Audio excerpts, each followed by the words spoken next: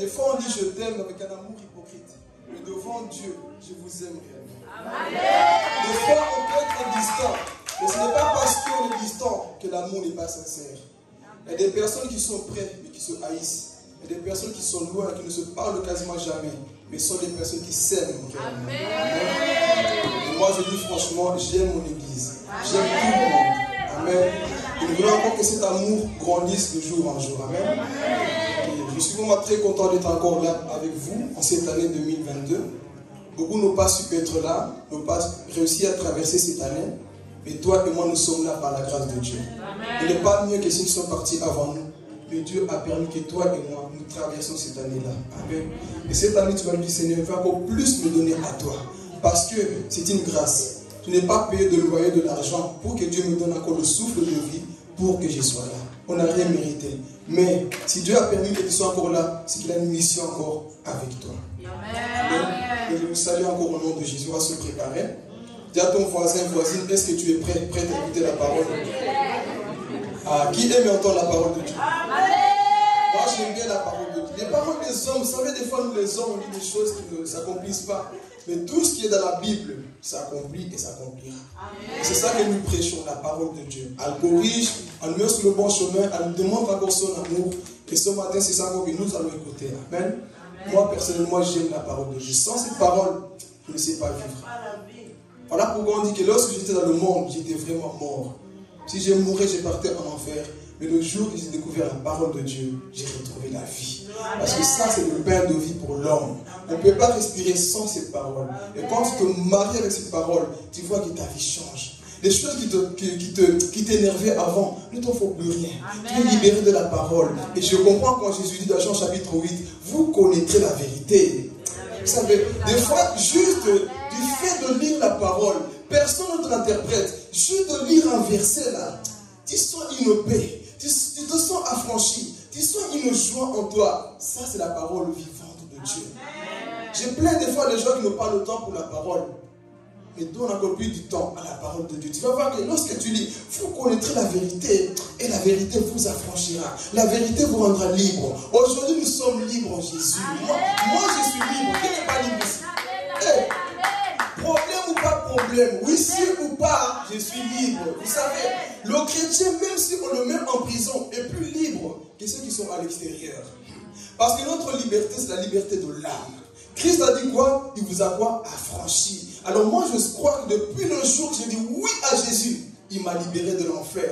Donc plus rien ne peut me condamner. Romains chapitre 8, au verset 1. Il n'y a plus de condamnation à ceux qui sont en Jésus-Christ.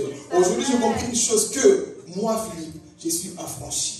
Je suis libre. Je vois comment j'étais inquiet. Dès qu'il y avait moins de tête, je pensais à la mort. Dès qu'il y avait le Covid, je pensais à la mort. Dès qu'il y avait toutes sortes de problèmes, je pensais à la mort. Mais ce qui est bien avec Dieu, même quand tu penses à ça, tu as une promesse dans Jean chapitre 11. C'est lui qui croit en moi, même s'il meurt, il vivra même le micro est fâché, mais je te dis qu'on vivra. Écoutez, la Bible dit, celui qui croit en moi, même s'il meurt, il vivra. Donc en soi, pour nous, la mort n'est pas une fin, c'est le commencement d'une nouvelle vie. Dis à ton voisin, c'est le commencement d'une nouvelle vie. Voilà pourquoi moi, là, je n'ai plus peur de la mort. Quand nous étions des païens, on pensait, maladie, où est-ce que je vais aller après ma mort? Mais aujourd'hui, je peux dire à la mort, viens. Aujourd'hui, moi, j'invite la mort.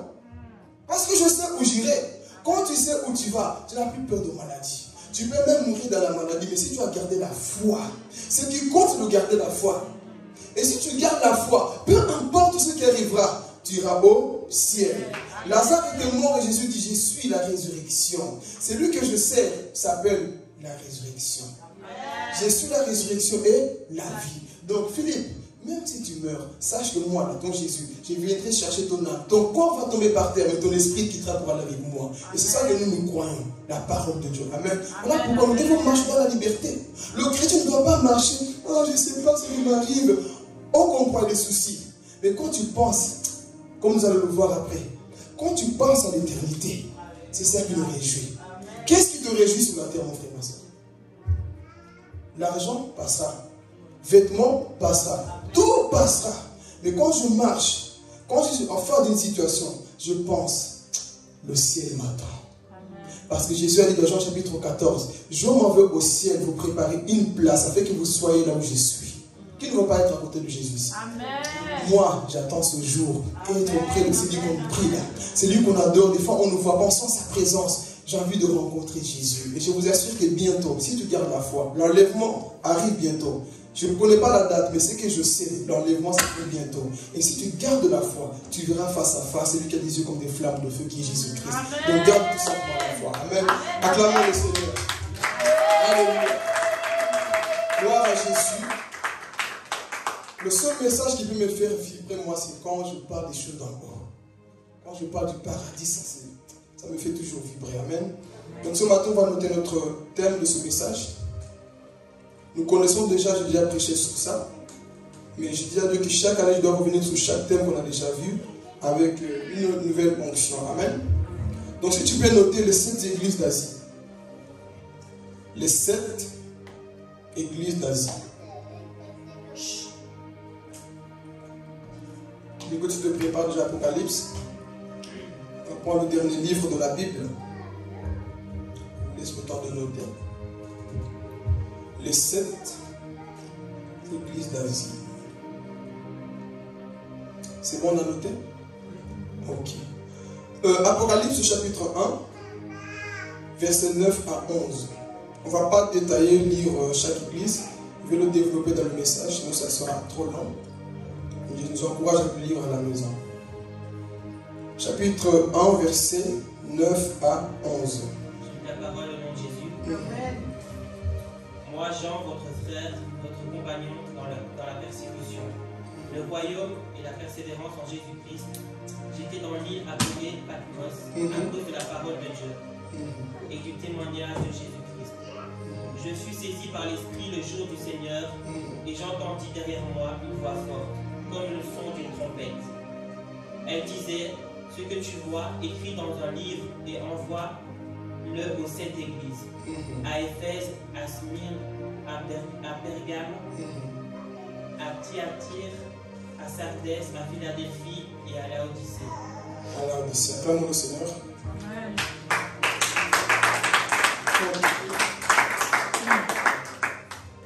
On va parler de cette église.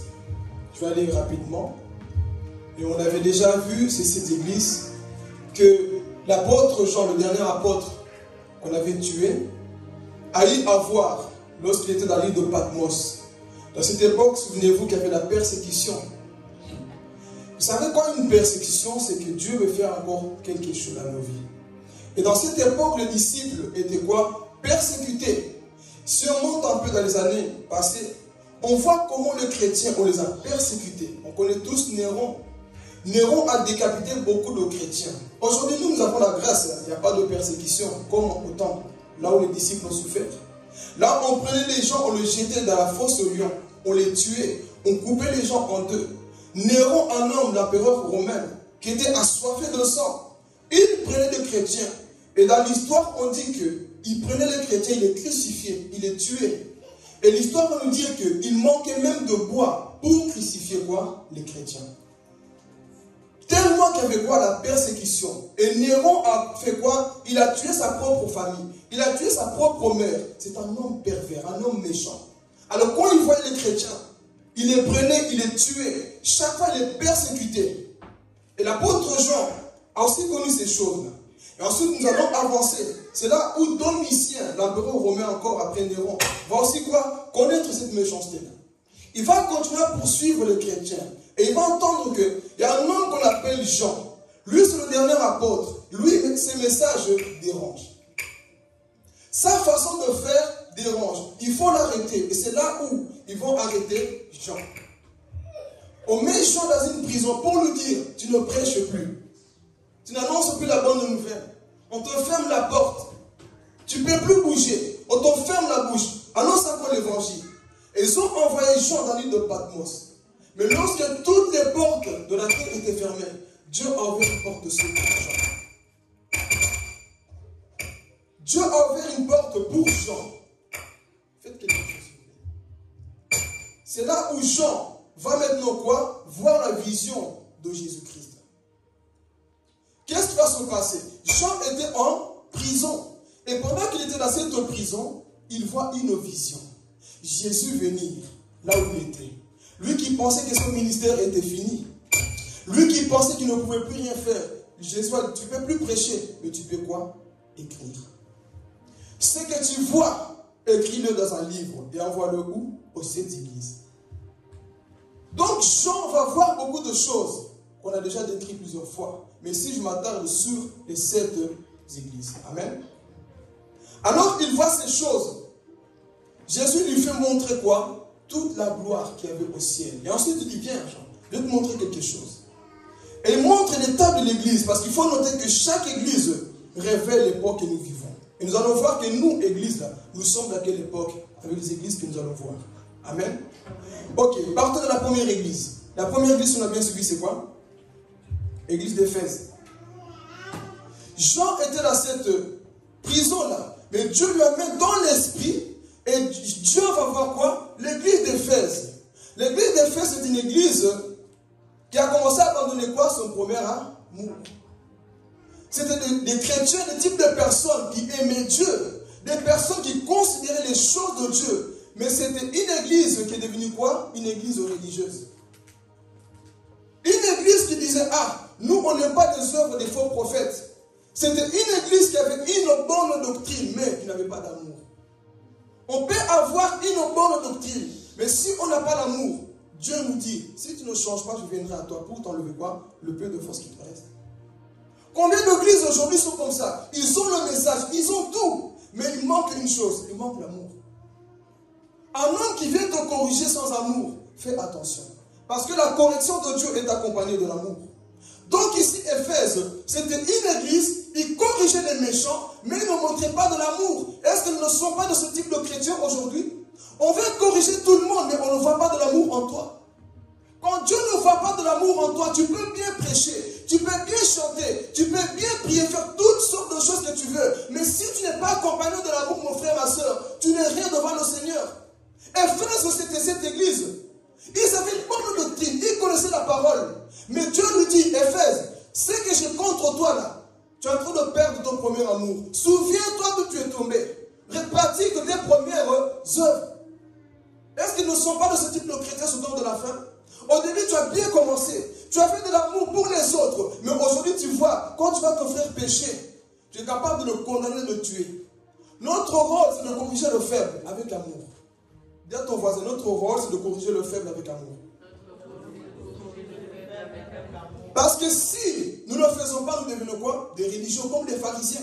Voilà comment les pharisiens attrapaient les femmes qui péchaient. On va te tuer, on t'a attrapé dans le péché. Oh frère, quand toi tu attrapes quelqu'un, toi tu n'as jamais péché. Qui est naissé ici? Donc quand tu réponds quelqu'un, dis-toi bien, moi je ne suis pas parfait. Lui peut-être est impudique, mais moi je suis colérique à la maison avec ma femme ou avec mes enfants. Des fois on voit plutôt le péché de l'autre. Mais on oublie c'est que nous nous cachons dans nos propres maisons. C'est ça l'église aujourd'hui, l'église d'Éphèse. Oui, tu as la parole. Moi, j'ai la Bible. Quand je marche, les gens ont peur de moi parce que moi, je suis un homme de parole. Homme de parole sans l'amour, ce n'est pas un homme de parole. Un homme religieux.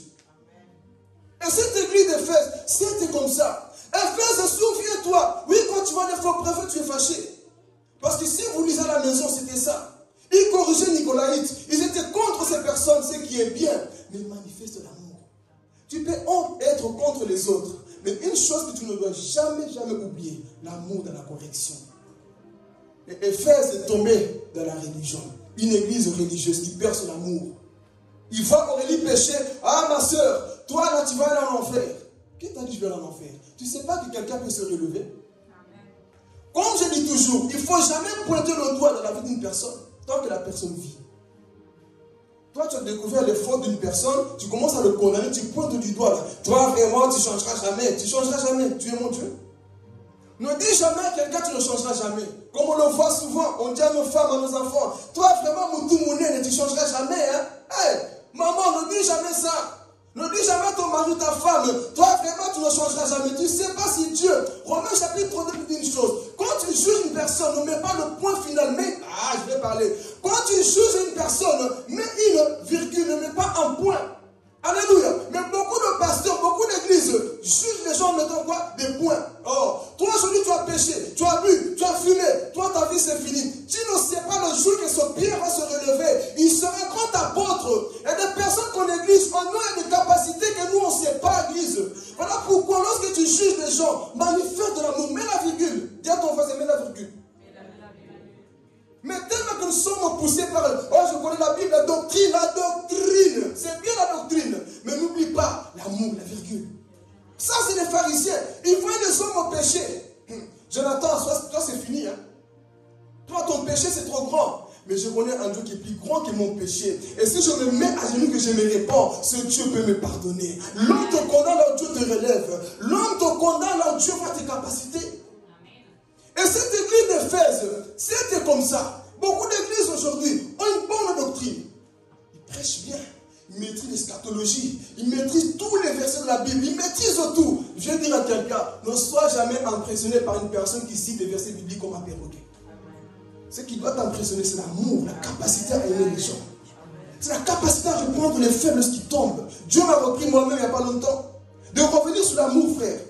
N'oublie pas que lorsque tu réponds à quelqu'un, de manifester l'amour. Parce que très souvent, on est tellement borné que non, c'est là, ça ne va plus. Regarde ce que la personne fait. N'oublie pas d'où tu viens. N'oublions jamais d'où nous venons. Parce que nous aussi, nous avons quoi? Nos faiblesses.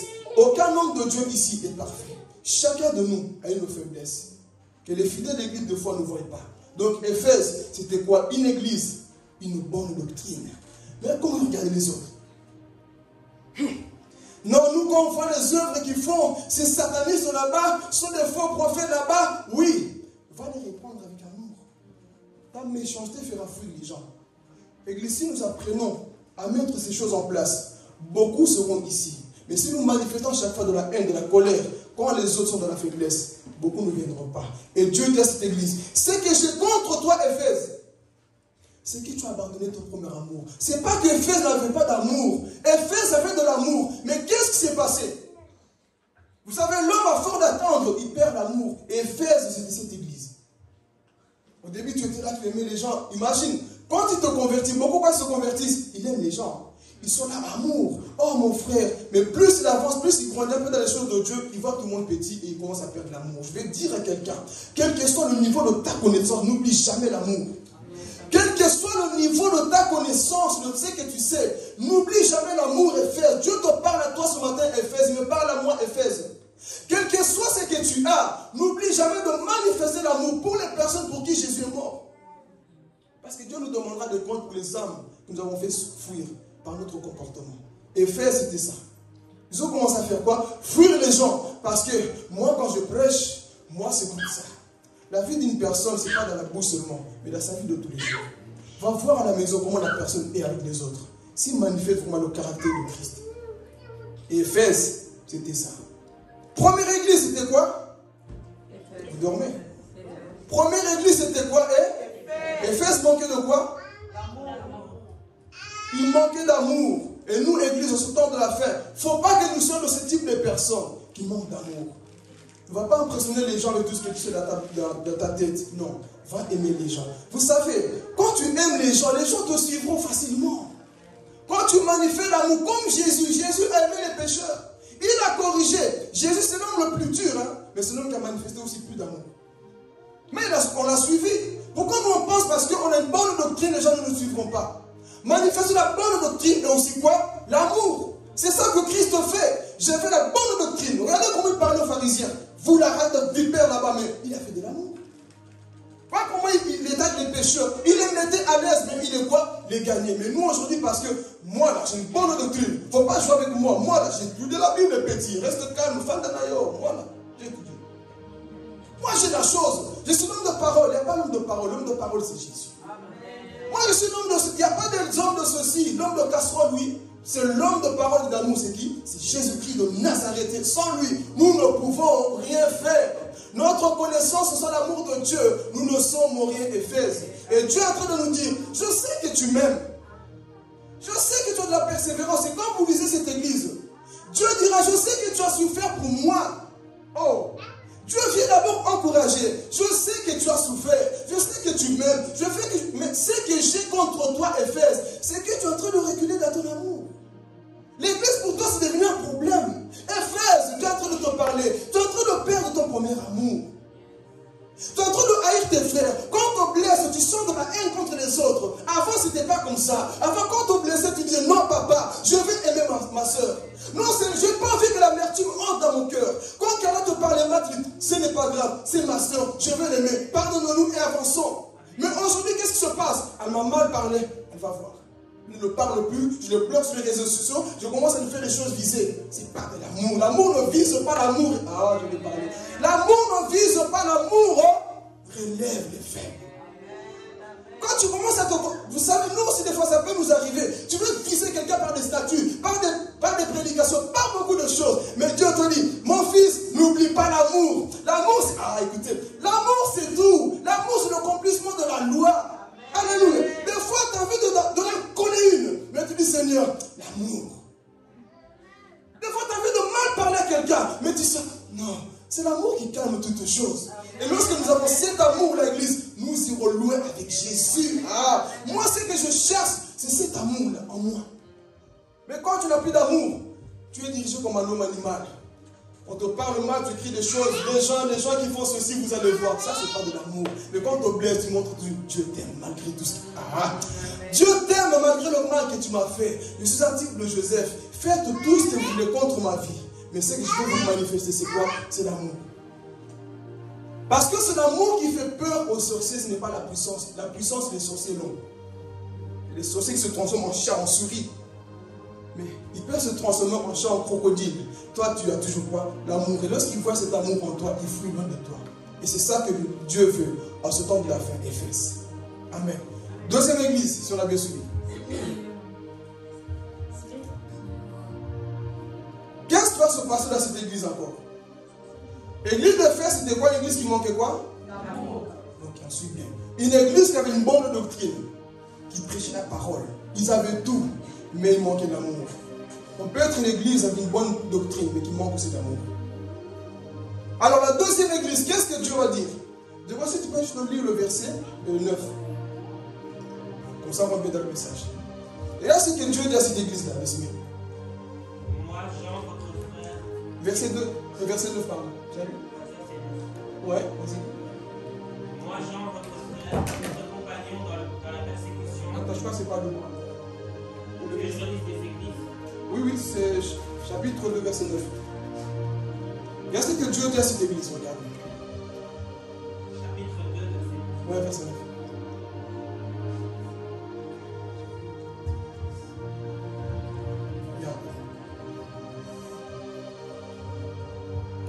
Une église. Moi j'aime aussi cette église là parce que Dieu encourage malgré tout cette église. Regardez. Je connais tes œuvres, ta détresse et ta pauvreté, et pourtant tu es riche. Quand j'ai médité ça avec l'église, j'ai sauté. Quelle version parle de vie ici? Écoutez bien cette version-là. Qu'est-ce que la Bible va nous dire? Qui peut lire notre version? Ça la parle de vie, non? Ok, lis. Je connais ta souffrance et ta pauvreté. Ah, lis fort parce que j'ai envie que le peuple comprenne. Vas-y. Ah, Jésus. Ça, c'est des choses que l'Église doit entendre. Parfois, l'équilibre dans tout. Je connais ton épreuve, ta détresse et la pauvreté dans laquelle tu vis. Et pourtant, en fait, tu es riche. Est-ce que quelqu'un a compris? Relis s'il te plaît, dis-moi.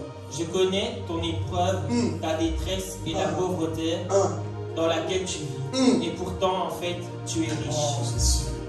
Jésus vient dire à cette église, je connais ta souffrance, ta détresse, je connais ta pauvreté. Tu es une église pauvre, oui. Mais Jésus rajoute, et pourtant, tu es riche. Et comment Jésus va dire à l'église pauvre que tu es riche?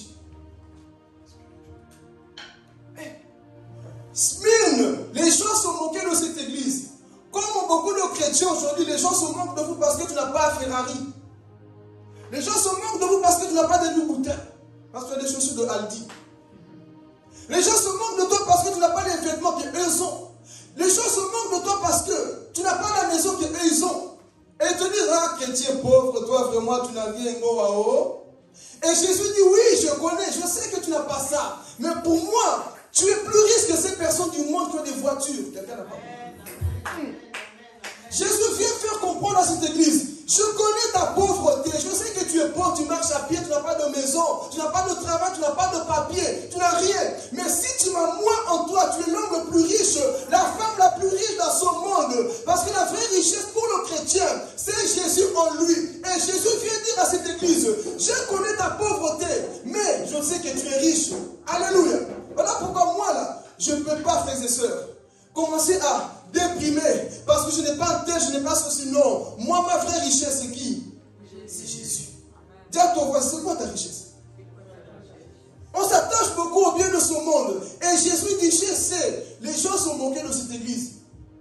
C'était une église qui était établie dans le monde. Les gens sont moqués. Ah, regarde comment ils sont. Regarde comment ils mangent. Regarde comment ils s'habillent. Ils n'ont rien. Mais Smyrne était là. Il a gardé la parole. Malgré tout qu'il n'avait pas des habits. Oh, cette église était riche selon Dieu. Les chrétiens qui seront enlevés sont des chrétiens riches. Est-ce que quelqu'un a compris?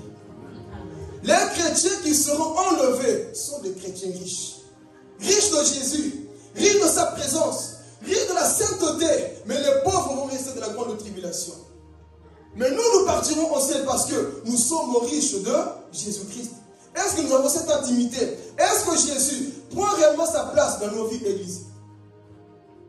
Jésus dit oui, tous les jours on se moque de toi. Quand on te voit, tu t'attristes parce que, ah mais toi t'as pas ça, oh le pauvre chrétien. Mais Smyrne se réjouissait parce que ma richesse c'est Jésus.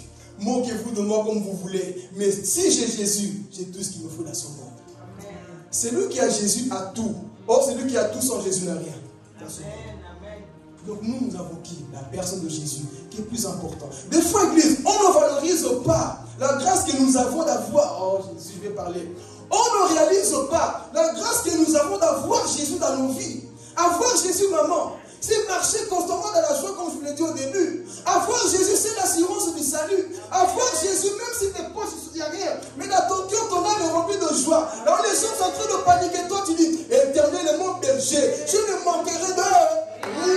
L'Éternel est mon berger, je ne manquerai de rien. On va te dire que là tu mens, il te manque des voitures. Je ne manque de rien. Oh, parce que si Jésus ne me manque pas, je ne manque de rien. Jésus me suffit. Dis à ton voisin, Jésus me suffit. Jésus nous suffit, Église. Qu'est-ce que nous cherchons encore si nous avons Jésus? Et cette Église était comme ça. Oh, tu n'as rien, mais réponds au monde. J'ai Jésus que vous n'avez pas. Toi, tu as des Ferrari, tu as des Tesla, tu as tout ce qu'il faut, des Toyota, tout ce qu'on veut. Mais moi, j'ai Jésus-Christ. C'est ça qui fait notre joie. Maman, c'est ça qui fait notre joie. Moi, je suis la personne la plus importante. Et l'homme le plus riche, qui fait partie aussi des gens qui ont beaucoup d'argent, peut venir devant moi et me dire, je suis l'homme le plus riche du monde, Philippe. Tu sais? Oui, l'homme le plus riche. Jeff Bezos, la peut aussi venir, l'homme le plus riche. Moi, j'ai beaucoup d'argent. Moi, je répondrai, je suis fils de Dieu. Amen. Son fils peut se présenter à moi, rouler de Tesla, Philippe, tu vois. Moi, je dirais, tu sais où tu répètes ta mort? Amen. Ne soyez pas décomplexés, Église. Ils peuvent venir faire le mal, tous les bling-bling. Je suis le fils de l'homme le plus riche au monde. Moi, je répondrai, je suis le fils du roi des rois. Je suis le fils de Jésus-Christ. Moi, je connais papa. Ah, la richesse qui m'attend là, on n'est pas comparable aux voitures qui vont pourrir dans la grande tribulation. Donc, je ne déprime pas. Je ne suis pas complexé. Le chrétien doit marcher constamment dans une joie totale. Parce que ma richesse à moi, c'est Christ en moi, l'espérance de la gloire.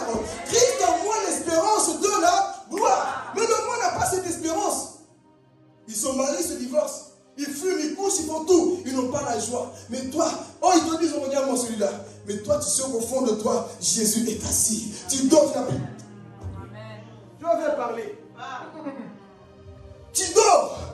Un démon vient. L'homme le plus riche de ce monde va consulter les sorciers. Mais toi, tu consultes le nom de Jésus. Alors, je suis plus riche que toi. Tu veux dire quoi? Toi, la nuit, quand tu dors, je souffre, tu vas consulter les socodions pour avoir des protections. Mais moi, je ne consulte pas ça. J'ai dit sorcier, au nom de Jésus, écarte-toi. Maladie, au nom de Jésus, écarte-toi. Oh, quelqu'un n'a pas compris. Oh, la richesse, c'est ça en nous. Tu vois toutes sortes de situations. Tu sens une douleur. Dis douleur. Je n'ai pas d'argent. Je n'ai ni or ni argent. Amen, amen, amen. Je n'ai ni or ni argent. Mais ce que j'ai en moi est capable de faire marcher les paralytiques pour cette année au nom de Jésus. Alléluia. Tu n'as pas d'argent, mais ce que j'ai en moi est capable de faire ressusciter les morts en cette année au nom de Jésus. Écoutez-moi, cette année, je ne vais pas limiter mon Dieu. On doit oser faire des actes qui montrent que nous sommes riches. Pierre et Jean, n'avez devant cette porte. Ils vendent le paralytique tous les jours. Et pourtant, les hommes riches passaient tous les jours. Eh non, tiens, 10 cents, 20 euros, tiens.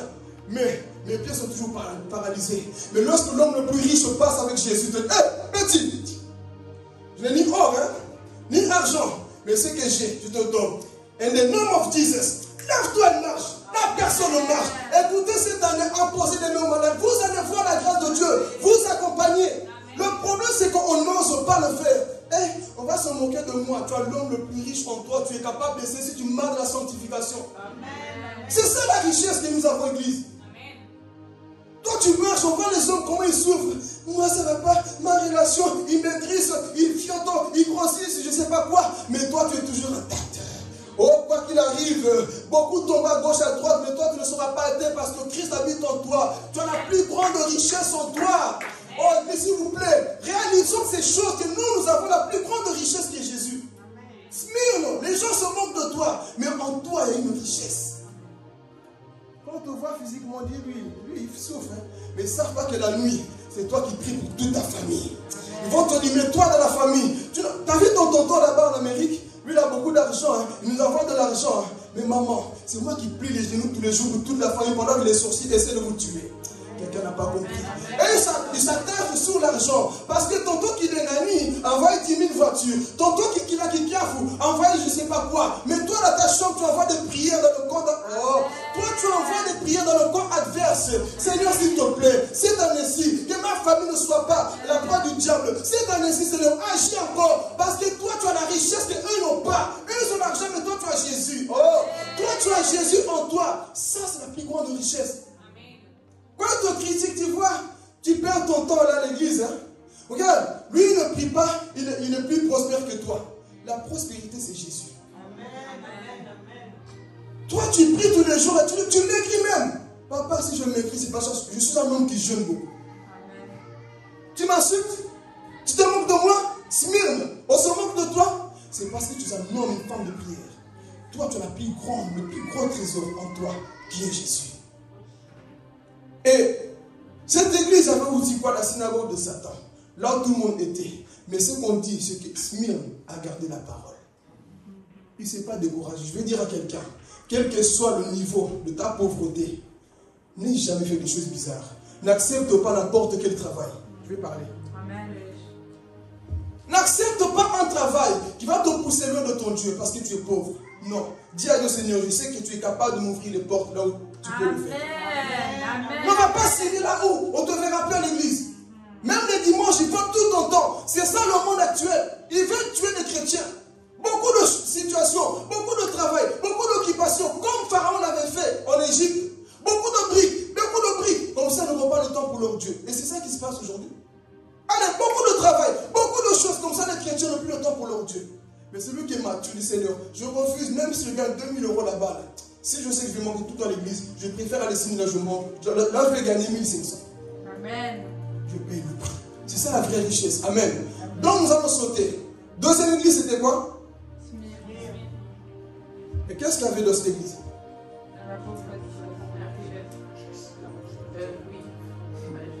Ils étaient pauvres, hein? C'est le monde. Mais Dieu voyait cette église riche.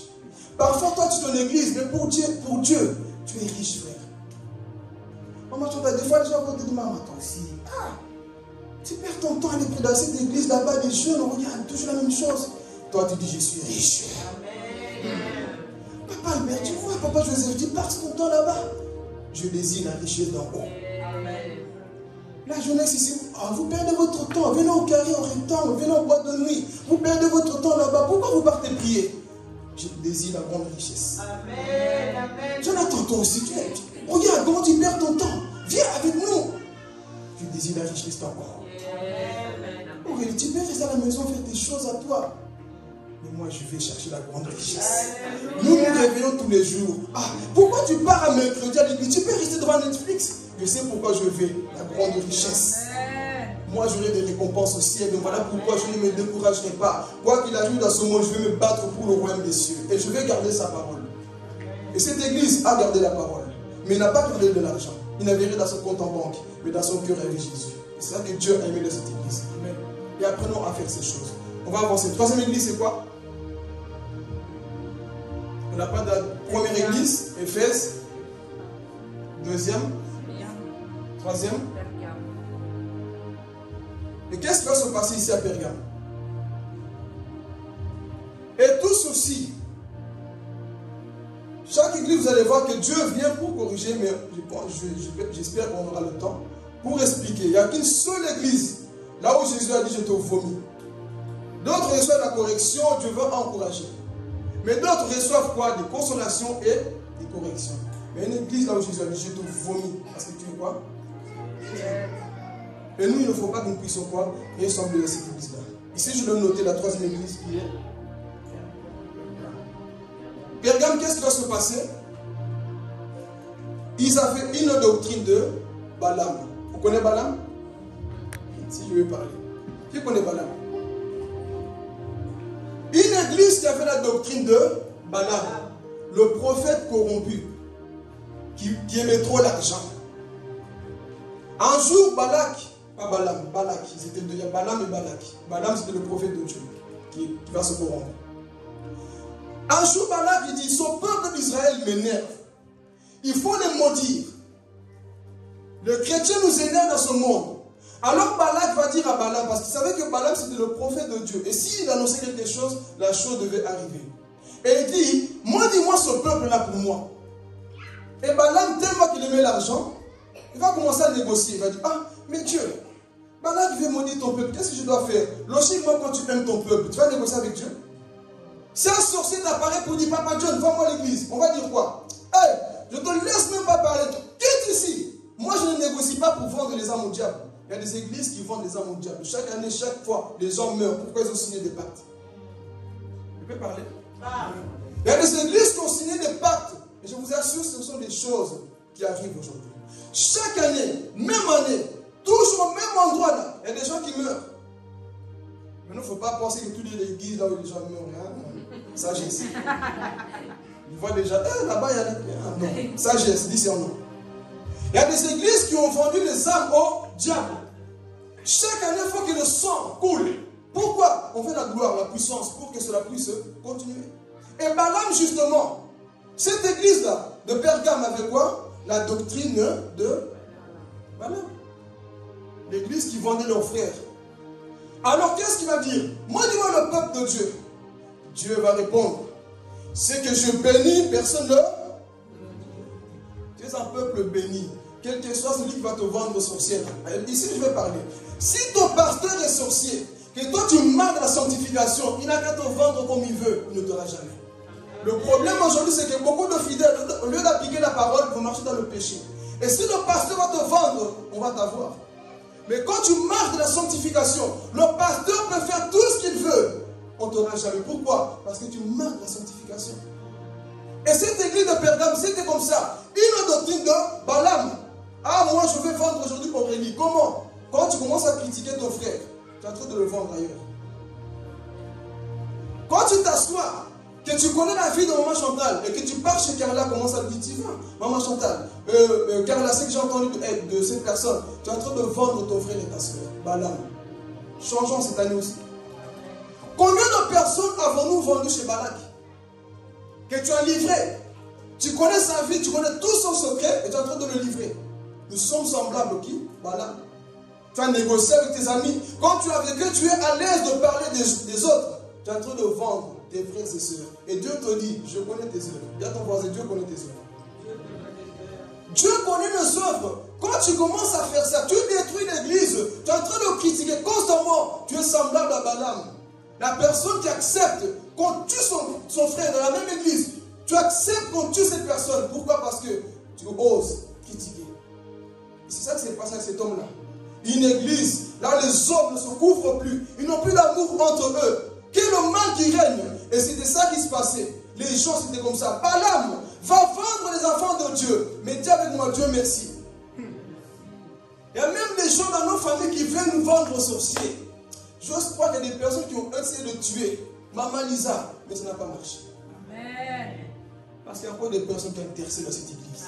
Je vois juste un nombre de prières. Vous êtes des personnes qui prient. Alors, Balaam, fais tout ce que tu veux. Dans nos familles, des gens, des fois, ils veulent essayer de nous vendre. Mais quand on dit, tu vois cette personne, je vais parler. Tu vois cette personne, Dieu l'a bénie. Ta malédiction n'aura pas d'effet sur cette personne. Donc tu peux faire des incantations. Et il va mourir. Invoquer le nom dans le monde spirituel. Quelles que soient les incantations, nous on va chanter. Nous te louons, tu es Dieu. Tu devrais, je sais plus la chanson. Tu es. Si tu chantes comme ça, frères et sœurs, il n'y aura pas d'effet dans ta vie. Combien de sorciers ont appelé ton nom dans le monde spirituel? Des Balaam. Il faut nous vendre cette âme-là. Il faut tuer Ariel. Il faut tuer telle personne. Mais quand tu marches dans la parole de Dieu, Dieu te couvre par son sang. Ils vont essayer de tout faire. Ils ont dit, cette femme-là, on va la voir. Mais ils ne savent pas que cette femme, c'est une femme de Rabashaya. Et Rababosata. C'est le couvre-moi, protège-moi. Et les sorciers me disent, mais pourquoi on n'arrive pas à voir cette personne? Balaam, c'est que je bénis, personne ne peut le maudire. Dis à ton voisin, c'est que Dieu a béni, personne ne peut le maudire. Alléluia. Combien de fois lorsque j'étais enfant, et c'est la grâce de Dieu, on m'a mis du poison, le poison ne m'a pas tué. Pourquoi? Depuis ma naissance, Dieu savait déjà qui j'étais. Amen. Beaucoup vous êtes ici, le Covid ne t'a pas tué parce que c'est que Dieu. Amen. C'est que Dieu a béni, personne ne peut le maudire. Même le Covid n'a pas le pouvoir sur ta vie. Oui, mais dès le monde de Covid, mais moi c'est que Dieu a béni. Si ce n'est pas le moment, ce n'est pas le temps de mourir. Le Covid fait demi-tour. Les accidents que tu as fait ne t'ont pas tué. Pourquoi? C'est que Dieu a béni, personne ne peut. On a essayé de faire beaucoup de choses sur toi. Ça n'a pas marché. Pourquoi? C'est que Dieu a béni. Personne ne peut contre ces choses-là, Balaam. Va dire à Balak, va dire aux sorciers, va dire au Covid, c'est que Dieu a béni. Tu ne peux pas le maudire. Malédiction qui vient dans nos vies. Mais Dieu est celui qui marche avec toi. On a essayé dans tes rêves, venir t'étrangler, te lancer des choses. Mais ça n'a pas marché. Pourquoi? C'est que Dieu a béni, personne ne peut le maudire. Ils ont essayé de faire tout. Balaam a négocié, on lui a donné de l'argent, il s'est corrompu. Tu peux te corrompre. Mais si moi je suis dans la parole, tu ne peux rien faire contre ma vie. Et c'est ça qui se passe. Voilà pourquoi on ne doit pas paniquer. Oui, tu as entendu? On a train de faire des incantations dans ta vie là-bas. J'ai entendu qu'on a dit ton nom. Ils disent mon nom, moi j'invoque le nom de Jésus. Amen. Pas qu'ils fassent tout ce qu'ils veulent. On ne doit pas paniquer, maman Chantal. Ils font tout ce qu'ils veulent. Nous avons le nom de Jésus. Amen. Il y a des gens qui perdent l'appétit. On m'appelle, je vais mourir. Non, je vais mourir. Comment ça? J'ai Jésus. Amen. J'ai le nom qui est élevé au-dessus de tout nom. Tu as vu ton nom dans la liste des morts. On a dit que toi, si tu fais partie de la personne qui mourra de cancer cette année. Oh, t'as vu, tu commences à perdre l'appétit. Je vais manger. Ah, c'est quand tu mets l'assiette de foufou et de tabac que maman nous amène, on va manger. Amen. Alléluia. C'est quoi cette histoire? C'est le sorcier qui mettra fin à ta vie ou c'est Jésus? Amen. Si Dieu n'a pas permis Balaam, fais tout ce que tu veux. Ne perdez pas la joie. Parce qu'on m'a dit ça, une parole est venue. On a dit ça sur, je vais manger ta cause. Je vais manger fou Mohamed. Je vais dire ton voisin, on va manger. On va manger. Hey, on va manger. Mais marre de la sanctification, sinon c'est toi qu'on va manger. Amen. Amen. Amen. Marre de la sanctification, sinon c'est toi qui seras dans le tabac. On va te tabac. Mais si tu marres de la sanctification, il n'a qu'à faire tout ce qu'ils veulent. Mais moi là, même en dormant, je sais que le sorcier ne mourra pas. Alors pourquoi cette histoire? Je perds des noirs. Je perds. Marche dans le noir parce que toi tu es la lumière du monde. Amen. Je peur, je ne sais pas si je mets le pied là-bas. Tu vois des masques là-bas, tu fais. Il y a des chrétiens. Il y a des histoires qu'on entend souvent dans le monde. Mbassou, Mbassa, je ne sais pas quoi. Et toi, quand tu vois ça, tu. Je ne sais pas. Alors que des païens, quand ils voient ça, ils font quoi? Mbassou. Mbassou de quoi? Ils n'ont rien. Mais toi, chrétien. Non, je suis assez.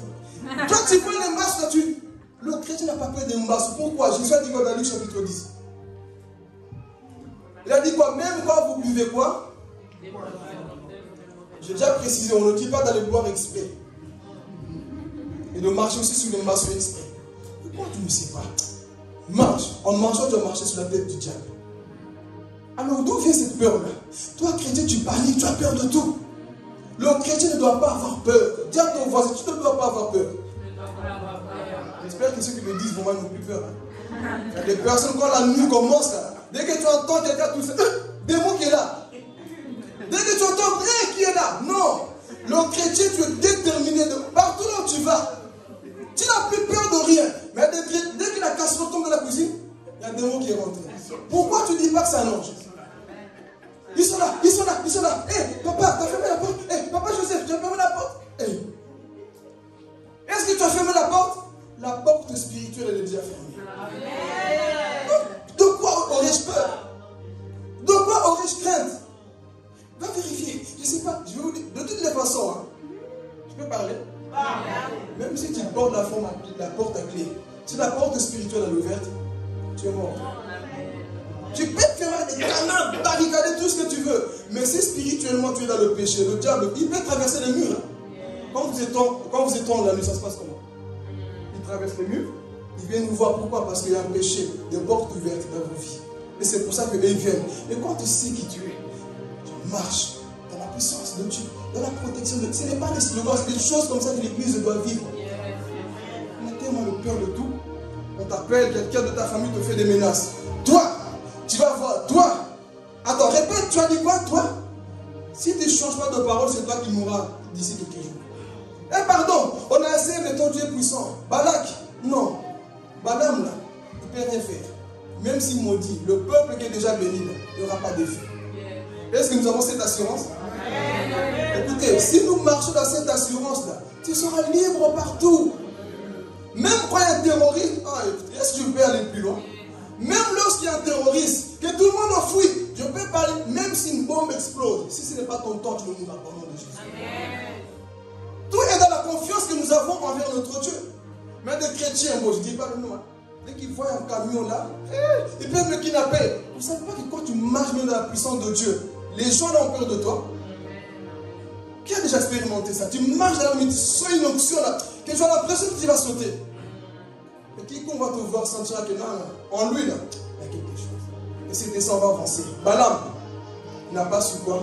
Maudire l'église de Pergame. C'était l'église des enfants de Dieu en Israël. Il n'a pas réussi. Pourquoi? Parce que Dieu avait fait quoi? Avait protégé. Donc cette église-là avait accepté la doctrine de Balaam. Les pasteurs chaque année qui vendaient leurs fidèles. Dans la famille, les gens qui nous consacrent au diable. Mais si toi tu marches dans la présence de Dieu, c'est toi qui vas protéger toute ta famille en Christ. Amen. On va avancer. Je ne vais pas tout mémoriser ici. Église de... C'est combien de fois là? Là on a fini de Pergame. On parle à la 4e église. Thyatire. Thyatire, qu'est-ce qui va se passer ici? C'est une église, je vais avancer trop vite, le temps passe. Une église qui laissait aussi quoi? Jézabel. Qui connaît Jézabel? Vous savez, des fois, moi, quand j'entendais parler de Jézabel, je pensais souvent à esprit de pornographie, esprit de séduction. C'est pas seulement ça. La première des choses, l'esprit de Jézabel, c'est l'esprit qui domine. Jézabel, c'est l'esprit qui veut dominer. Et Thyatire, c'était ça. Ils ont laissé l'esprit de domination. Si je vais parler. Les faux prophéties. Beaucoup sont guidés par des prophéties au lieu d'être guidés par la parole.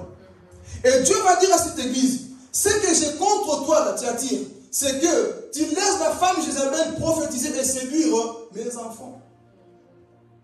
Oui, tu m'aimes, je le sais, mais ce que j'ai contre toi, c'est que tu laisses Jézabel avec ses fausses prophéties-là, les prophéties que les gens aiment aujourd'hui. Vous savez comment je parle de ça? J'aime, parce que c'est des choses qui sont vraies. Aurélie, il n'y a pas longtemps, m'a envoyé une vidéo là. Quelqu'un qui est en train de prophétiser, les gens encouragent. Prophétise papa, prophétise papa. Oh, il y avait des bonnes choses qui sortaient aussi. On ne dit pas que Dieu ne dit pas de bonnes choses, mais quand je dis c'est non, il y a quand même un problème. Et c'est quand Jérémie prophétisait à l'époque, on dit prophétise papa Jérémie. Non, le peuple avait peur. Pourquoi? Parce que quand Dieu parlait, c'est pour te dire je vais te faire du bien, mais mets ta vie en ordre. Mais quand on écoutait, c'est quoi? Je vais te bénir, cette grossesse, cette ceci, tu seras élevé. Jézabel, c'est ça. Les Jézabel n'aiment pas les enfants de Dieu. Les Jézabel séduisent. Notez-le. Jézabel sont des personnes qui viennent vous séduire par des prophéties. Ils vont te dire, Carla, Dieu me dit que si tu quittes messager de paix et que tu vas en France, tu vas prospérer. Ça c'est Jézabel. L'Esprit de Dieu ne divise pas. Carla, si tu te fais ceci, que tu vas en Amérique, tu vas prospérer. Non, Dieu ne fait pas des choses comme ça. Ça c'est l'esprit de Jézabel qui veut quoi? Dominer et imposer quoi? Sa volonté. Car là, Dieu me dit que si tu me donnes de l'argent et ensuite ceci, c'est l'esprit de domination. Dans une église, on ne doit pas voir quelqu'un qui domine. On est tous soumis au Saint-Esprit. Moi et Papa Dieu, nous sommes soumis au Saint-Esprit. On ne domine sur la vie de personne. Mais Jézabel, c'est ça. C'est toujours lui ou elle qui a le mot. Et vous allez voir dans les églises, il n'y a qu'un seul pasteur. Et c'est lui qui a tout le monopole de la vérité. On ne peut pas le corriger. Est-ce que c'est normal? Non. Dans une église, on doit tous se soutenir. Mais l'esprit de Jézabel, c'est lui qui prophétise, c'est lui qui prêche, c'est lui qui range l'église, c'est lui qui nettoie aussi nettoie, c'est lui qui fait tout dans une église. L'esprit qui domine les fausses prophéties fabriquées par l'homme. Cette année-ci, tu vas voir, tu vas prospérer. Au nom de Jésus, oui, ça peut être vrai. Mais d'abord, on va t'enseigner à marcher dans la sanctification pour que tu prospères. Mais les prophéties d'aujourd'hui, ce n'est plus ça. C'est juste, maman, oh, là-bas, il y a l'affaire qui t'attend au Congo. Si tu vas là-bas, tu vas prospérer, va, et tu vas d'humeur. Prophétie, Jézabel est en train de séduire. Et surtout, je vous assure, en ce temps de la fin, l'esprit de Jézabel est en train de frapper fortement. Voyez tout ce qui se passe. Et ce qui m'énerve, c'est les fidèles. Amen. Oui, je reçois. Amen. Mon offrande. Papa, mon offrande, tiens, prophétise. Est-ce que Dieu a besoin de ça? Est-ce que Dieu a besoin d'argent pour prophétiser? Est-ce que Dieu a besoin de faire une offrande spéciale pour que le prophète parle? Donnez l'offrande à Jérémie pour qu'il prêche. Il ne faisait pas ces choses. Mais c'est quoi ces histoires ici qu'on voit aujourd'hui? Donne une offrande, envoie l'argent, envoie la dîme et mets leur compte même sur Facebook. Va travailler. On est en train d'arnaquer les enfants de Dieu pour rien. Et beaucoup de temps, au lieu de prier aussi dans ta chambre, qui cherche l'enfant de Dieu, c'est le prophète. Tu es le plus grand prophète de ta propre vie. Dieu peut te parler dans ta chambre. Il peut t'apparaître. Mais le problème, c'est ton cri d'intimité avec le Seigneur. Raison pour laquelle vous cherchez des prophètes partout. Papa prophète, parle-moi. Papa prophète, dis-moi ceci. Non, le vrai prophète de qui Dieu veut parler d'abord, c'est toi. C'est pour ça que beaucoup sont trompés. On leur dit tout ce qu'on dit là. Ils suivent comme des moutons. Amen, c'est vrai. Les sorciers prophétisent. Il y a beaucoup de voyants, comme j'ai dit, beaucoup de voyants, mais voyous. Ils prophétisent tous, mais pas la vérité. Aujourd'hui, à ce temps de la fin, c'est difficile d'écouter la vérité, comme nous le prêchons ici. Il y a des églises qui le font, c'est vrai. Mais dans le temps de la vérité, il y a beaucoup d'églises qui sont comme Thyatire. Ils invitent tous les hommes de Dieu à prêcher dans leurs églises. Mais quand ils prennent le micro, des fois c'est des poisons qui sortent pour étouffer. Des fois ça m'énerve, je suis révolté. Je commence à comprendre pourquoi Jérémie était révolté contre le peuple de Dieu. Le peuple incrédule, on vous dit des choses vraies, vous n'écoutez pas. Mais en cours quoi? Derrière les prophéties. Non, la vraie prophétie c'est la Bible d'abord. Si tu mets la Bible en pratique, mon frère, ma soeur, tu iras loin avec Jésus. Thyatire, c'est que j'ai contre toi. Tu laisses la femme de Jézabel, la femme, dominer dans cette église-là. Et ça, pour une époque, comme ça, on continue. C'est cet esprit quoi qui domine. Beaucoup de gens aiment dominer. Tu peux parler? Beaucoup. Quand ils sont en groupe, ils veulent être le premier. Toujours la personne qui veut dominer. Faites attention. Il veut être la plus belle, le plus riche, le plus beau. Et si tu es plus habillé que lui, ils ne se sent pas bien. Esprit de Jézabel. Il veut être bien maquillé plus que toi. Esprit de Jézabel. Il veut être au-dessus des autres. Esprit de Jézabel. Il veut toujours commander tout le monde, mais il ne veut pas qu'on le dirige lui ou elle. Esprit de Jézabel. Il aime donner des hommes. Faites ceci, mais quand c'est lui qu'on commande, vous savez, moi je suis Moussa, moi je suis Moukambia. Moi je suis responsable, il ne faut pas me c'est quoi? Esprit de Jézabel. Jézabel n'aime pas qu'on lui dise quoi faire, mais lui il aime dire aux autres quoi faire. Et c'est ça qu'on voit dans cet esprit de Jézabel. Dieu dit, Thyatire, tu as laissé Jézabel prêcher dans mon public. Pourquoi tu l'as laissé? Aujourd'hui, tu vois, c'est lui qui dirige. Et vous allez voir, cet esprit de Jézabel, c'est comme ça. C'est lui qui dit ce qu'il faut prêcher. J'ai déjà vécu ça, je sais de quoi je parle. C'est lui qui va te dicter quoi prêcher. Et c'est lui qui dit quand tu dois prophétiser. J'ai déjà vécu ça en vrai. Quelqu'un qui dit, toi tu vas prophétiser, tu vas prophétiser. Et la personne prophétise, mais c'est des mensonges. Est-ce un homme de Dieu de dicter à Dieu de prophétiser? C'est nous qui sommes soumis au Saint-Esprit. Ce n'est pas le Saint-Esprit qui est soumis à nous. Mais eux, ils disent non, c'est toi qui vas faire, c'est toi qui vas faire. Non, ça, ce n'est pas de Dieu. C'est l'esprit de Jézabel qui est en train de quoi? De dominer. Amen. On va partir vers la fin. La 5e église, c'est Sardes. Et qu'est-ce qui se passe à Sardes? Une église morte. Jean est en train de voir ces églises. Mais il voit encore cette église. Dieu encourage, c'est vrai. Mais c'était une église morte. Qui se faisait passer pour un vivant. Mais au contraire, c'était quoi? Beaucoup de chrétiens sont comme l'église de Sardes. Tu prêches beaucoup. Tu voyages beaucoup dans le monde entier. Tu fais beaucoup de choses, mais spirituellement tu es mort.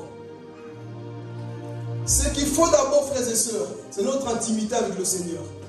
Parce qu'on peut faire beaucoup de choses pour Dieu et se perdre réellement. Et ça, c'était ça. Tu te fais passer par un vivant. Sur les réseaux sociaux, tu prêches beaucoup. Partout, tu fais beaucoup de choses. Mais Dieu me dit de te dire que Dieu voit ton intimité et pas ce que tu fais à l'extérieur. On prêche bien, on danse bien. Mais Dieu te dit, tu te fais passer pour un vivant. Tu es comme un tombeau blanchi, comme les pharisiens. Mon apparence. Moi, quand on me voit, on me respecte. Je suis l'homme du moment, la femme du moment. Mais Dieu te dit, tu te fais passer pour un vivant. Arrête de te mentir à toi-même. Tu sais que je ne prie jamais à la maison. Tu sais que tu n'as pas une intimité dans ta propre chambre. Quand est-ce que tu as pris même 1 heure dans ta chambre? Aujourd'hui, est-ce que tu as lu la Bible? Est-ce que nous avons médité déjà? Depuis que l'année a commencé, beaucoup n'ont même pas touché la Bible. On a touché les téléphones. Depuis que cette année a commencé, est-ce qu'on était là pour te dire, Seigneur, je médite d'abord la parole. Parce qu'au commencement était la parole. Au commencement de cette année commence avec la parole aussi. Mais depuis que l'année a commencé, tu as touché la Bible. Est-ce que tu as prié? Alors tu te fais passer pour un vivant. Meilleur que tu es en train de mourir. Mais Dieu ne vient pas pour te condamner. Il vient te dire, écoute, ne te fais pas passer pour un vivant. Ne montre pas une image que tu n'es pas. Ne sois pas hypocrite. Sois vrai. Sois authentique. Sois transparent. Parce que te faire passer pour un vivant, ça ne sert à rien. C'est que Dieu veut que l'église soit dans la vérité. Si tu n'as pas prié, dis Seigneur, pardonne-moi. Je t'ai attiré pour aller voir les commentaires de ce qu'on a dit sur moi, sur ce que j'ai posté. Au lieu d'aller voir ce que Dieu a posté dans la Bible pour ta propre vie. Qu'est-ce que tu es parti voir? Non, mais Seigneur, t'as vu, il y a une histoire là-bas de Marc, je ne sais pas qui là, qui est en train de tourner. Je vais être curieux d'écouter. Est-ce que tu es curieux d'écouter ce que Dieu dit sur ta propre vie dans la Bible? Au commencement était la parole. Commençons aussi l'année avec Dieu. Mais on se fait passer par des vivants. On porte des versets bibliques comme ça sur les réseaux. On montre qu'il dit que nous ne sommes pas Sardes. C'était cette église. Réponds-toi, sinon je viendrai à toi. Changeons d'attitude. C'est que Dieu veut, frères et sœurs, que nous puissions avoir une intimité personnelle à la maison. Prier tous ensemble, c'est bien. Mais est-ce que nous avons une intimité à la maison? Nous-mêmes, quand on s'enferme, on prie, nous et Dieu. Est-ce que nous avons cette intimité? Des fois, nous ne l'avons pas. Mais ce matin, je suis en train de dire à quelqu'un, aime une intimité. Ne te fais pas passer par comme un vivant. Oh, que tu es mort en toi, mais tu le sais. Tu sais qu'au fond de toi, tu es en train de mourir. Ça vous ferait, frères et sœurs, quand tu sais qu'au fond de toi, tu es en train de mourir. Ça te fait quoi quand tu sais que les gens t'ont dit, hé, Jonathan, toi tu pries, hein, mais toi-même, tu n'as jamais prié. Il ne faut pas qu'il ne prie pas, c'est les hommes. Ça te fait quoi quand tu dis, hé, maman Chantal, toi, vraiment, hein, mais toi, à la maison, tu sais que c'est pas ce qu'on dit sur toi. Aurélie, toi, vraiment, waouh! Quand tu prends le micro à l'église, on dirait même les mouches, les amènent, ils tombent par terre, tu as l'onction, hein. Mais à la maison, regarde, tu te fais passer pour un vivant. Car là, waouh, toi, tu sais bien parler, hein. Quand tu lis la Bible, on sent que même nos oreilles dansent. Oh, il y a quelque chose, on sent les frissons d'église. Il y a l'onction pour le ministère, il y a l'onction pour ton intimité. Il ne faut jamais oublier. Quand tu lis ta Bible, des fois, il y a une onction que tu sens, que personne ne ressent. Ça, c'est pour toi. Et quand je viens prêcher ici, c'est pour l'église. Et ça, c'est dans l'intimité qu'on reçoit ces choses-là. Alors, ne te fais pas passer pour un vivant. Alors que toi-même, tu sais qu'à la maison, là, tu es poli, hein, dans la maison. Maman, ferme. Toi, tu respectes les parents, hein. Toi, vraiment, tu parles bien à ton mari, hein, mais à la maison, tu bagarres des casseroles. crois quoi. Même tu mets ton mari ici, les femmes qui frappent le mari, tu mets ton mari, tu mets les cheveux là, tu dis quoi, dis quoi. Papa, il faut me traduire, ils sont angolais. Que Dieu la bénisse. Angolaise, bonne année. Que Dieu te bénisse. T'Afrique aussi, là, tu vois. On te met ici, là. Mais après, waouh, maman, tu es trop douce. Hein? Oh, douce. À la maison, c'est piment. T'as failli tuer quelqu'un ici, là, et le mari. Toi, vraiment. Ça, il faut discerner avant de prendre quelqu'un. Il y a des personnes qu'on respecte, mais quand tu rentres à la maison, ce n'est plus les mêmes. Soyons authentiques. Amen. Soyons ceux que nous sommes à la maison. Amen. Il y a des enfants là-bas à la maison, quand ils rentrent, maman, la fois même, à l'église, sont des lions, des agneaux. Papa, je ne sais pas. Mon cambi, ça va. Mais à la maison, papa, tu crois quoi? Moi, je sors quand je veux, on voit qu'il n'y a pas d'humilité. Tu te fais passer pour un vivant à l'église, mais à la maison, tu es mort. À l'école, au travail, tu es comment? Tu veux parler? Au travail, c'est toi qui voles. C'est toi qui triches. C'est toi qui voles des œufs. Tu rajoutes des œufs. Tu voles l'essence au travail. Tu voles les bics au travail. Tu voles les habits des autres au travail. Tu voles beaucoup de choses. Bon, les gens là qui voient, si vous aimez bien voler les peignoirs dans les hôtels. Tu voles. Tu prends tout ce que tu vois là-bas dans les hôtels. Mais quand tu viens, papa, ça va. Quel papa? Dieu te connaît. Dieu nous connaît. Tout ce que nous faisons à l'extérieur, Dieu nous connaît. Donc ici, nous ne sommes pas ce genre de personnes qui veulent mentir à Dieu. Tu peux me mentir à moi, je peux vous mentir à vous, mais Dieu connaît toutes choses. Alléluia. Donc ne te fais pas passer pour un vivant. On va sauter deuxième église.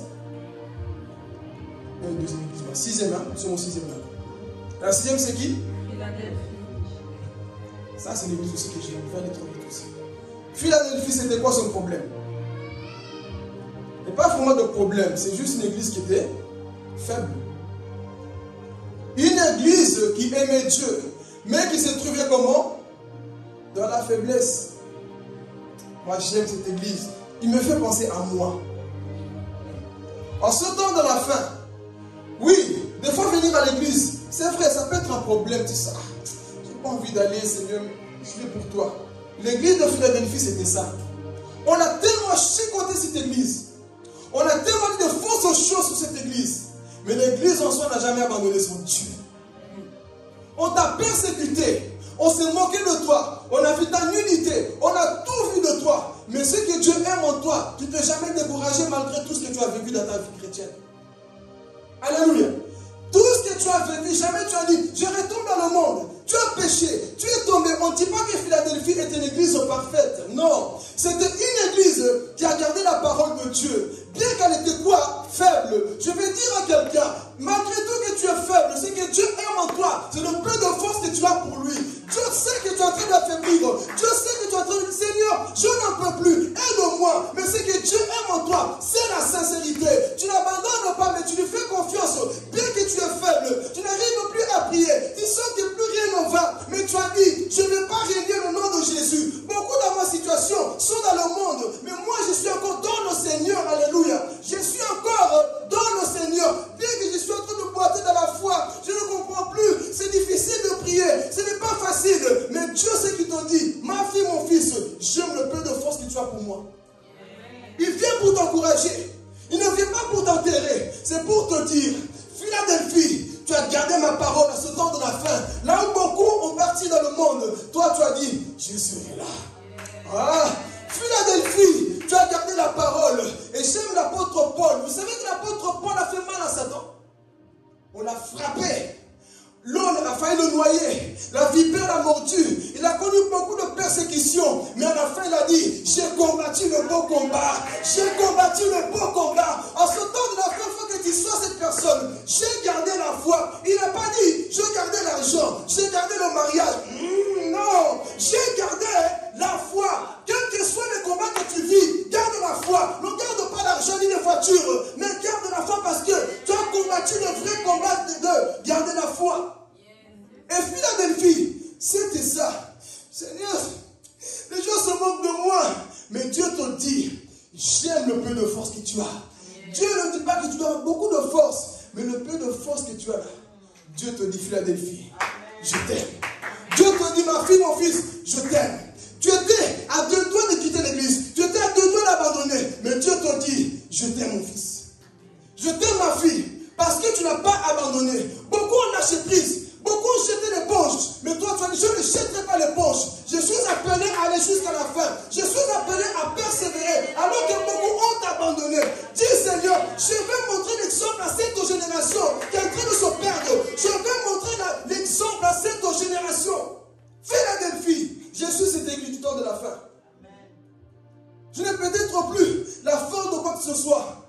Mais ce que Dieu aime en toi, c'est ce courage-là. Chrétien, il faut ce courage-là. Tu veux abandonner, tu sens l'envie de te décourager. Tu dis non, la lampe est encore allumée. Elle n'est pas fortement allumée, mais encore une petite lueur de lumière qui est en moi, dont je n'abandonne pas. Je continue. Seigneur, même si je dois me battre, même si le diable va me tabasser, j'arriverai au ciel à genoux, parce que je veux vous parler. La vie chrétienne commence, tout va bien. Oh, au nom de Jésus-Christ, sort le miracle. Mais tu finis toujours crucifié. Tu ne l'as pas compris. Amen. La vie chrétienne, tu commences avec un beau visage, avec des beaux habits, mais à la fin, on te déchire tes habits. La vie chrétienne commence avec, tu montes sur un anneau, mais tu vas monter sur la croix. La vie chrétienne commence, tu portes vraiment cette croix qui est lourde. Et à la fin, c'est toi qui vas porter la croix. Quelqu'un a compris? Amen. À la fin, c'est toi qui seras cloué sur cette croix-là. On te met les clous de 12 cm sur tes bras.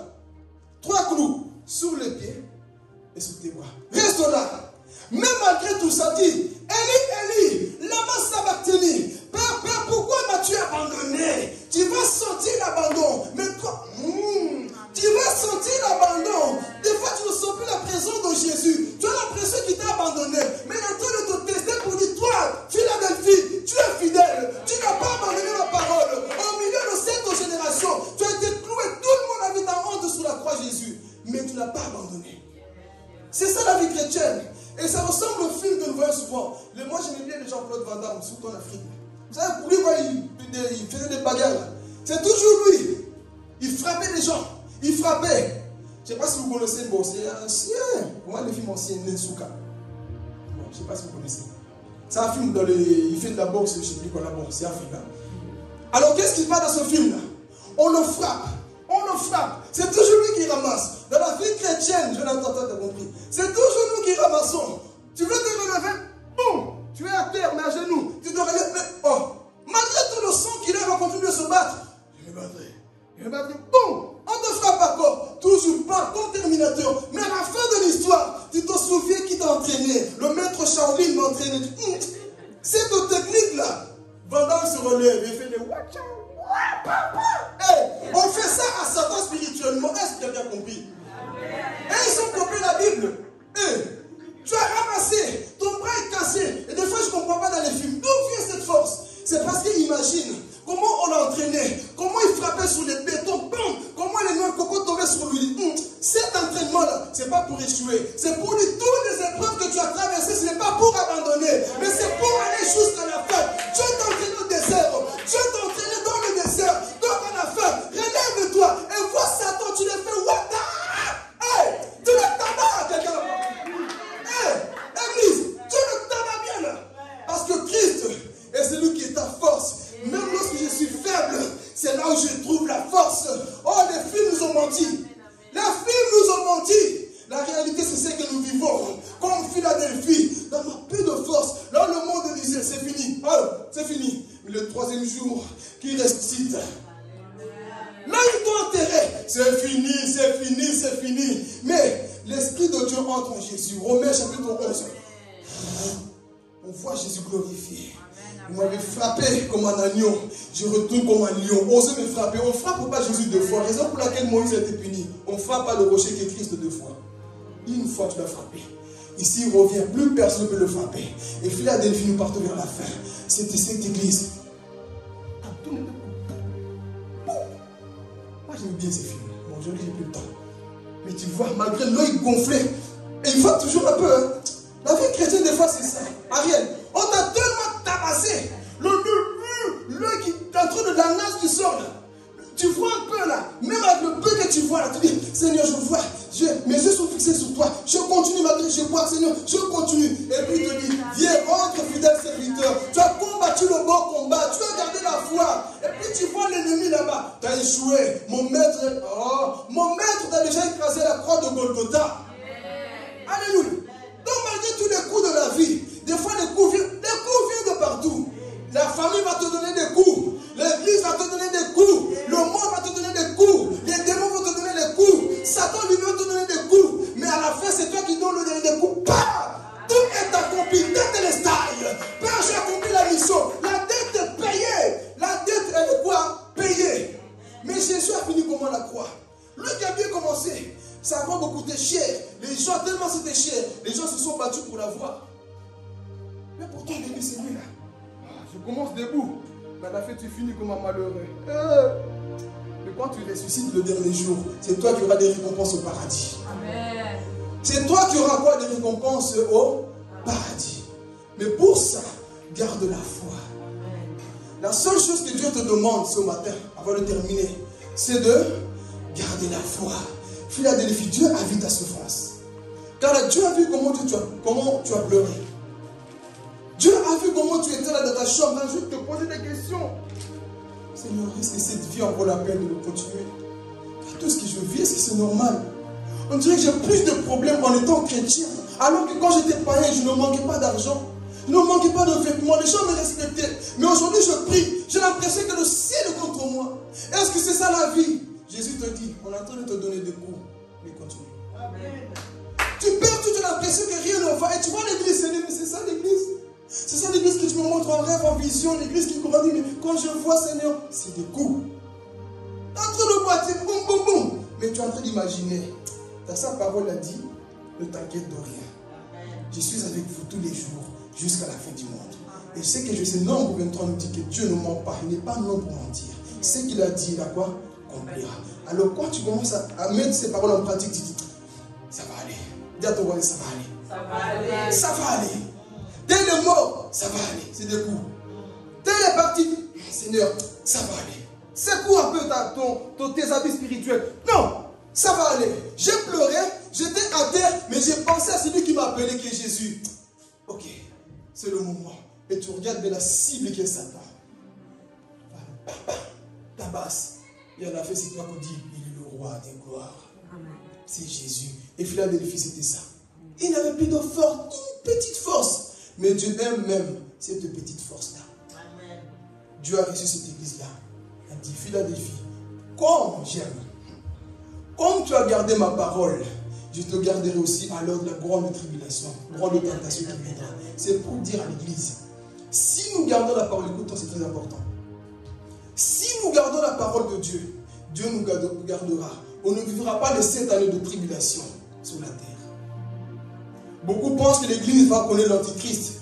Beaucoup pensent que l'église sera persécutée. Oui, on connaîtra la petite persécution comme on le voit déjà aujourd'hui avec le vaccin, tu ne peux plus entrer où tu veux. Avec le Covid, tu ne peux plus faire tout ce que tu veux. On voit tout ce système diabolique que le monde est en train de voir, d'implanter. Mais nous savons, quand nous voyons ça, on dit Seigneur, ton retour est proche. Parce que les satanistes ont compris qu'il faut commencer maintenant à appliquer la marque de la bête, comme on le voit déjà.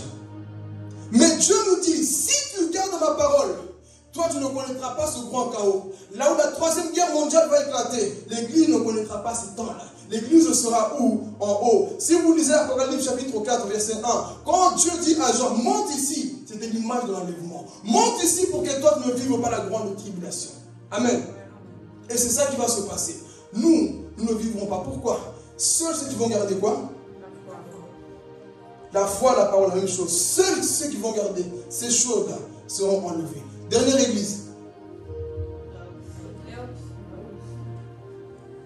Cette église ressemble au temps que nous vivons. C'est 2 dernières églises. Mais ici, avant de terminer, vois-toi, tu es quel type d'église? En cette année 2022, tu veux continuer en étant quelle église? Ici, cette église était quoi? Tiède. Une église qui ressemble aux chrétiens d'aujourd'hui. Vous savez qui sont ces personnes? C'est des personnes, quand ils prêchent comme ça, je connais le feu, lequel feu? Ce sont des personnes habituées à Dieu. Ne t'habitue jamais à Dieu. Sardes, c'était quoi? Cette église habitués à Dieu. Ah, mais moi, l'église, je connais. Se sont habitués aux choses de Dieu. Lire la Bible, je connais Matthieu, j'ai déjà étudié Lévitique et tout, je connais. Tu es devenu tiède. Et Satan, le piège, justement, c'est ça. C'est de te faire croire que tu es déjà arrivé alors que tu es nulle part. Parce que cette église, la différence avec la première qu'on a vue, c'est que cette église était quoi? Riche matériellement. Elle ne manquait de rien. Elle se vante, si vous lisez à la maison. Elle se vante, elle dit, ah, je me suis enrichi, je ne manque de rien. Et Jésus va dire, ah, toi tu penses que tu es riche, mais tu es pauvre en fait. C'est quand le monde dit qu'ils sont riches que Dieu dit que vous êtes pauvres. Cette église était bien décorée, l'église du temps de la fin. Mais elle était où? Dans l'apostasie. Église qui a abandonné son Dieu. C'était la seule église qui a mis Jésus dehors. Cette église de Sardes a mis Jésus dehors. Or, il est possible de faire un culte sans Jésus à l'intérieur. Et c'est pour ça que Jésus dit, je vais te vomir.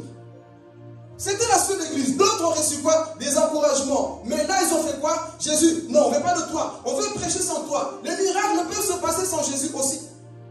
Les prophéties peuvent se passer sans Jésus. Sardes, c'est ça qu'ils ont fait. On ne manque de rien. Lisez bien à la maison. On ne manque de... Je suis satisfait. Je vais dire à quelqu'un, dans ta vie chrétienne, si tu n'as plus soif de Dieu, tu es en danger. Physiquement, quand tu n'as plus soif, c'est que tu es malade. Je ne sais pas, tu as un souci. Si tu n'as plus soif de boire l'eau, c'est qu'il y a un problème en toi. Et spirituellement, nous devons avoir soif de Jésus tous les jours. Et Sardes, c'était plus cette église. Ils n'avaient plus soif des choses de Dieu. Ah, le mercredi, c'est normal. Vendredi, dimanche, non, l'église, c'est devenu quoi? Normal. Il ne faut pas que nous nous ressemblons à cette dernière église du temps de la fin. Qui se suffit à elle-même. Qui a tout selon le monde. Son orgueil. Ils connaissent aussi la Bible par... Ils connaissent tout. Mais Jésus n'est pas à l'intérieur de ta vie. Est-ce que nous ne sommes pas de ce type de personnes des fois?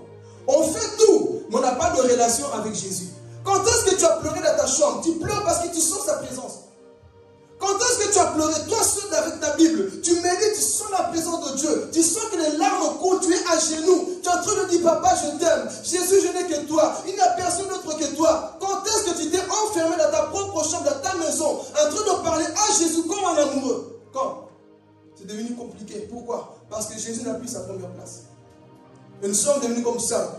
Mais Dieu, ce matin, par son amour, veut que tu retournes à ton premier amour. Que Jésus prenne quoi? Totalement quoi? Sa place dans ta vie. Que tu ne sois pas comme cette église de Sardes. Et le modèle parfait, c'est que tu sois comme l'église de Philadelphie. Même dans ta peur, dans ce peu de force que tu as là, tu as gardé cette parole jusqu'à la fin. Et ça, c'est ça qui va se passer. Ils ont tout bafoué, négligé. J'ai plus besoin qu'on m'enseigne. Ça, c'est les gens qui sont comme à l'église de Sardes. J'ai plus besoin qu'on m'enseigne. J'ai plus besoin qu'on m'encadre. J'ai grandi par moi-même. J'ai plus besoin des responsables. Ça, c'est ça. J'ai plus besoin d'écouter les autres. J'ai trop grandi dans les choses de Dieu. Est-ce que tu n'as pas trop grandi dans les choses de Dieu? Tu veux t'enseigner toi-même. Tu n'as plus besoin des autres. Tu te suffis à toi-même. Tu es devenu tiède. Et Satan te fait croire que non, c'est bien. Tu fais bien les choses, tu es bien. En fait, c'est un mensonge. Parce que tant qu'on vivra toujours, on aura toujours besoin d'apprendre. Amen. Que Dieu vous bénisse. On va se mettre debout. On va se mettre debout. On va juste prier, demander pardon à Dieu. Là où tu t'es retrouvé dans ces églises, prenez une décision. Tu sais dans quelle église tu t'es retrouvé. Mais tu vas dire à le Seigneur, merci parce que tu m'as parlé au travers de ta parole, Jésus. Que chacun regarde à soi-même